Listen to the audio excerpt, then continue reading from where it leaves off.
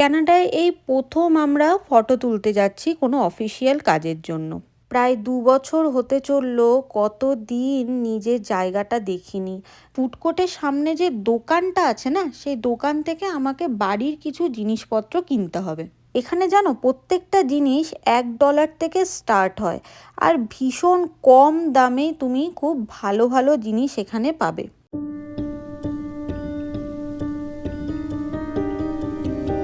Hello everyone, welcome to our new blog. কেমন আছো তোমরা সবাই? আশা করি ভালো আছো, সুস্থ আছো। আমাদের ভিসা এক্সটেনশন চলছে, তো তার জন্য আমাদের কিছু ফটো লাগবে। সেই জন্য আমরা আজকে একটা দোকানে যাব ফটো তুলতে। চলো, আমাদের গাড়ি চলে এসছে, এবারে তাহলে যাওয়া যাক। কানাডায় এই প্রথম আমরা ফটো তুলতে যাচ্ছি কোনো অফিসিয়াল কাজের জন্য। তার এক্সপিরিয়েন্সটা আজকে আমি তোমাদের সাথে শেয়ার করব।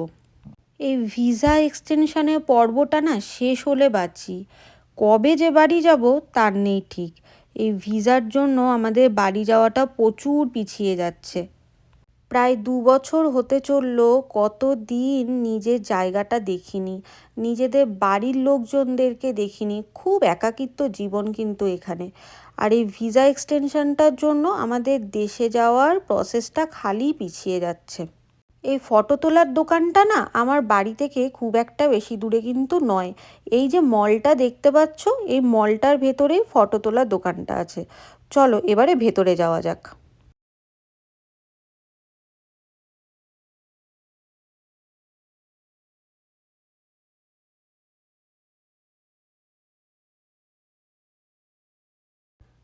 এই যে সামনের দোকানটা আছে, এই সামনের দোকানেই ফটোটা তোলা হবে। ফটোকপি প্রিন্ট লেখা আছে এই দোকানটা।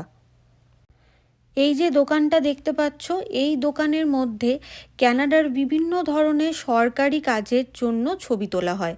যেমন পাসপোর্ট, কানাডার পিআর কার্ড, কানাডার সিটিজেনশিপ, বিভিন্ন ধরনের লাইসেন্স, এই সব কাজের জন্যই মেনলি কিন্তু এখানে ফটো তোলা হয়। একটা অদ্ভুত ব্যাপার তোমরা লক্ষ্য করো, এখানে কিন্তু ফটো তোলার জন্য আলাদা করে কিন্তু কোনো রুম নেই। এই দোকানটার সাথে অ্যাটাচ করা একটা সেটআপ বানানো আছে। একটা ছোট্ট দোকান, যার বাইরে আছে একটা তোমার জেরক্স মেশিন, আর সামনে একটা ফটো তোলার ছোট্ট সেটআপ, যার পেছনে একটা হোয়াইট ব্যাকগ্রাউন্ড করে দেওয়া আছে। আর টুকটাক একটা চেয়ার আর লাইট কিছু, ব্যাস এটুকু দিয়ে একটা সেটআপ ওরা বানিয়ে নিয়েছে। আমাদের দেশের মতো কিন্তু নয় যে একটা স্টুডিওর মধ্যে তোমার ফটো তোলা হবে।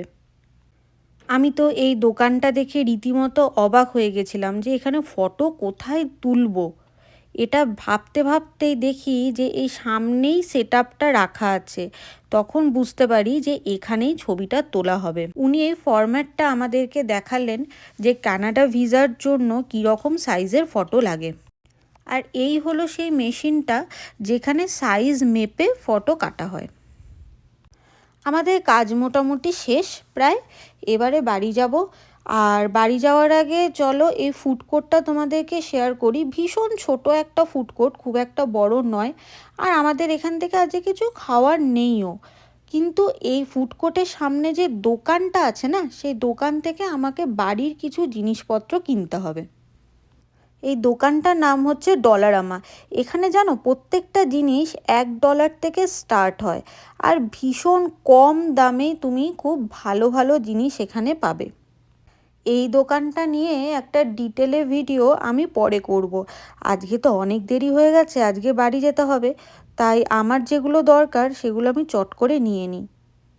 এই দোকানটাতে না $1 থেকে জিনিসপত্র স্টার্ট হয়, আর তোমার প্রত্যেকটা জিনিস খুবই রিজনেবল প্রাইসে বিক্রি হয় অন্যান্য শপের থেকে। তবে এই জিনিসগুলো কিন্তু খুব একটা টেকসই যে হয় তা নয়, আবার কিছু কিছু জিনিস কিন্তু এখানে খুব ভালো পাওয়া যায়। এই যেমন কফি মাগগুলো দেখতে পাচ্ছ, এই সোয়েটার পরানো কফি মাগগুলো, এইগুলো কিন্তু বেশ ভালো। এই কফি মাগগুলো দেখলে না আমার মনে হয় সবকটা নিয়েই বাড়ি চলে যাই।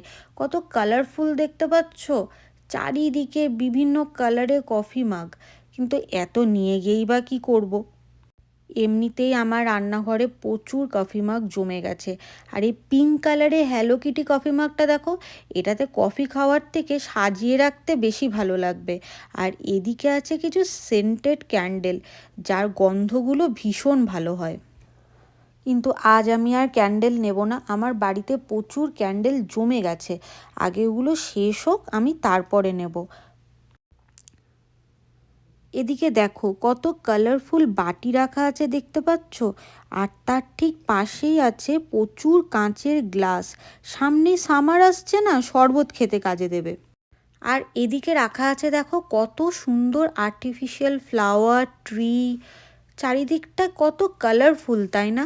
আমার বারবার মনে হয় এই দোকানটাতে এলে যেগুলো আমি সব কিনে নিই আর বাড়িতে খুব সুন্দর করে নিয়ে গিয়ে সাজাই।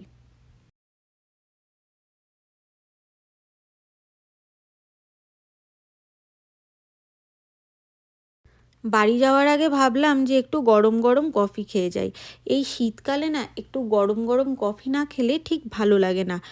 আর তোমাদের সাথে একটা জিনিস শেয়ার করি, চলো। ওই যে ভিসা এক্সটেনশনের জন্য আমরা ফটোটা তুললাম, সৌমিতের 2 কপি, আমার 2 কপি, টোটাল 4 কপি ফটো। এই 4 কপি ফটোর মোট টোটাল আমাদের খরচা পড়লো হচ্ছে $25 মতো, সমস্ত ট্যাক্স মিলিয়ে। মানে ওই ইন্ডিয়ান কারেন্সিতে ধরো ওই 1500 টাকা মতো হবে। তাহলে বুঝতে পারছো এখানে ফটো তোলার কস্ট কতখানি বেশি। চলো কফি খেতে খেতে তাহলে ব্লগটা আমি এখানেই এন্ড করি।